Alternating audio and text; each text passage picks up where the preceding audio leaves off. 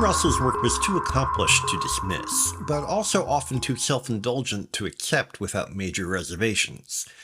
Women in Love, his adaptation of D.H. Lawrence's novel, is probably his most famous film, and the most cohesive of those I've seen. As such, it is a good measure of his abilities and his failings. On balance, the lively and inventive outweigh his often garish overreaching. There is nonetheless enough arty strain to demonstrate that even Russell's best work could be motivated primarily by the desire to shock. As the title suggests, the film is largely about sex. I haven't read Lawrence's novel, so I can't judge if Russell's emphasis distorts it.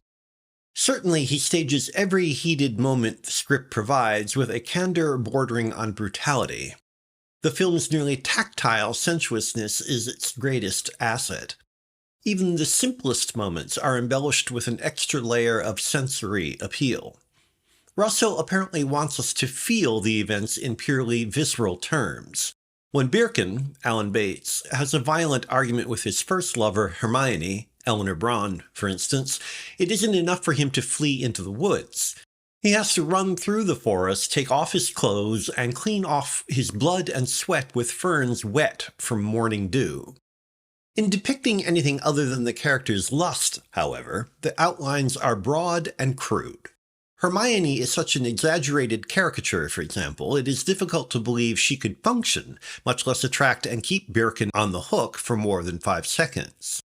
His friend Gerald, Oliver Reed, doesn't just have trouble with women. His father, Alan Webb, dies horribly, his sister and brother-in-law drown, while his mother, Catherine Wilmer, is a borderline psychotic.